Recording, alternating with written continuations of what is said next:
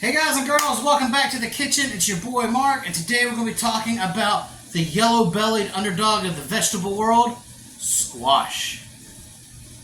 Now, I know what you're thinking. What's so special about squash? Most people pass it by in the produce section. It is the underloved, underappreciated vegetable that can be used in a variety of different ways. And what if I told you I'm going to be coming at you guys with a fried squash game so strong it's gonna change what you think of this vegetable and probably the way you will eat it forever. Today, we're gonna be making my signature fried squash recipe. So let's get to prep. When most people think fried squash, they're thinking that 1/4-inch thick disc of breaded yellow vegetable that really doesn't taste like anything, but your mama got it out of the frozen section of Walmart and you were forced to eat it because you had to eat all your veggies before you could leave the table. Well, we're about to break all those rules today. We're going to be taking some fresh picked yellow squash, sliced thin, put together with an incredible breading, some secret seasonings, fried, and it's going to eat like a potato chip. It is the elevated big brother of any fried squash that you've ever had, and once you try it this way, you'll never go back to any other way of cooking or eating fried squash. So let's start with the squash. All right, so what we got here is some fresh picked squash from my mother-in-law's garden. We had to slice it and freeze it to preserve it. I would much rather use fresh squash, but these hold up just as well. Hey, Ma, your squash made it to TV. So now that we've got enough for what I would consider a family-sized portion, we're going to put this guy under a screaming hot bath of water, and then we're going to start our breading. Since this recipe is from frozen, we have to give this squash a bath of hot water so that way it can start to thaw and separate. Also, the water is going to help it adhere to the breading. If you're working with fresh squash, like I was when I first came up with this recipe, you need to wash your squash twice. Say that 10 times fast.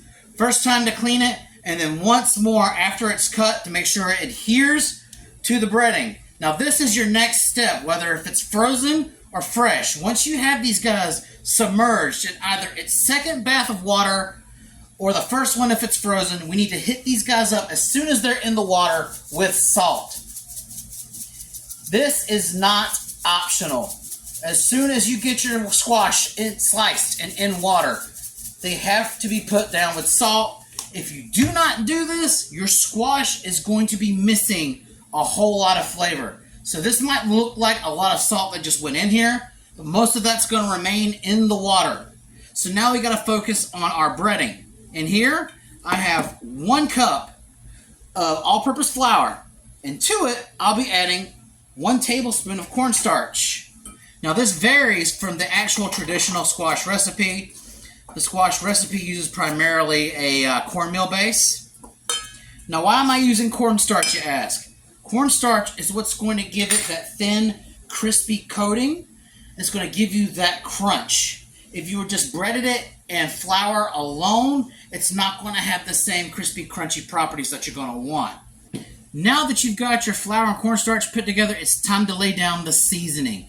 And this is what makes all the difference, and it's the game changer in this fried squash recipe. In this container, I have 1 teaspoon kosher salt, 1 teaspoon ground black pepper, 1 teaspoon onion powder, half a teaspoon of smoked paprika. You want the smoked stuff to give it that depth of flavor and a little bit of richness and a little bit of heat. And then a 1/4 teaspoon of cayenne.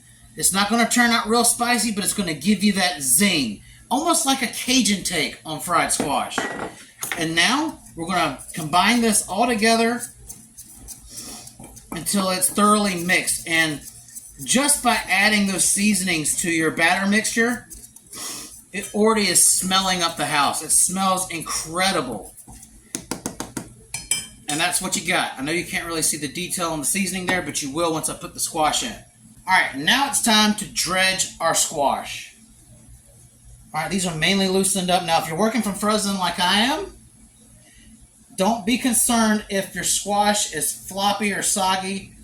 It's going to turn out great. It's just what squash does when it's put in the water after it's frozen.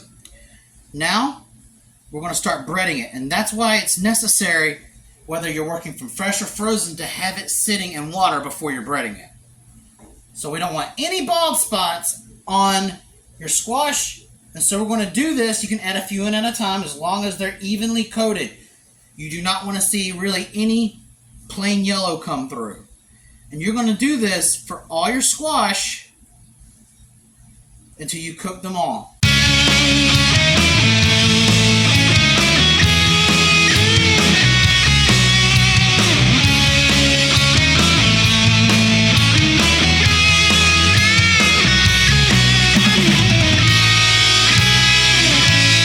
Also, don't forget to wash your hands once they start becoming really built up with the batter, because if your hands get too breaded up, then it will start taking the breading off the squash that you're working on.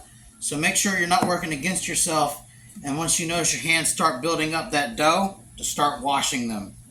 You want the dough on the squash, not on your hands. Alright, and now that we're done breading, this is what your squash should look like. And that left virtually zero waste. I didn't have to throw away any of that squash. So a little goes a long way, which is also another reason why it's good to cut these thin. But next step is cooking it. So follow me to the stove. So what I have in this pan is just some hot canola oil. You can use any neutral tasting oil you want. And keep it on high heat because you want to get this crispy as possible, and start adding your squash in. Make sure your oil is incredibly hot, otherwise it's not going to crisp up. And I'm just going to put these down in a ring to keep them from overcrowding. It's okay if they come down in clusters. I love it when they're actually clustered together because they get so crunchy. You can choose to separate these however you like. Alright, and then in 3 minutes, we're going to turn them.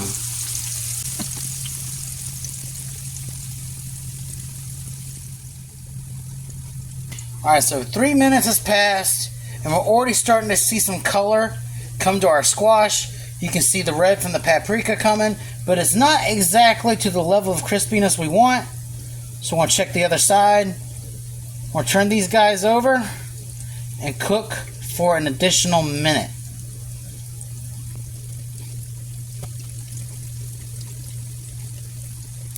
Alright, so a minute has passed, and we want to check on our squash. Alright, this right here is ready. And one good way of telling that they're ready is if they formed a crust. If you feel the firmness of the squash when it comes up, that means it's ready. And it's already starting to get a crispy crust, so we're going to go ahead and start removing these. So when you first lay them down, they cook for 3 minutes. And then you turn them and cook for an additional 1.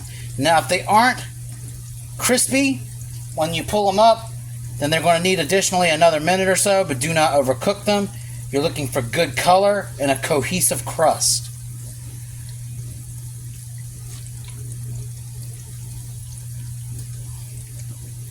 So we're going to lather, rinse, and repeat for each batch of squash until we've cooked them all. Again, put them down for 3 minutes, check them, flip, and cook for an additional 1. We'll see you after these are all done.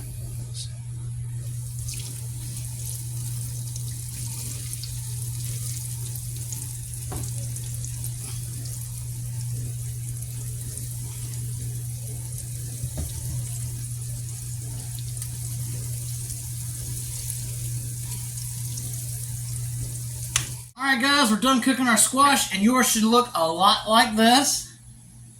Golden and delicious. Another thing that's great about this recipe is it can be adjusted to however much you're making, whether if it's a smaller batch or a bigger batch.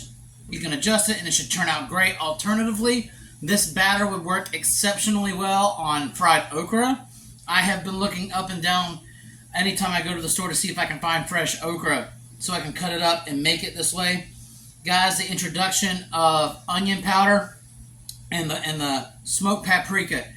Onions and squash just make sense together. Bringing in the richness and the depth of flavor from the smoked paprika gives you those southern style flavors with just a little bit of heat from the cayenne pepper. Match that with an incredible crunch. These are going to rival or beat anything you can get off the shelf.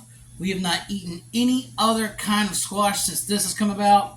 So I challenge you to make this and try it. And speaking of trying, I want to try one for you. Crunch Cam.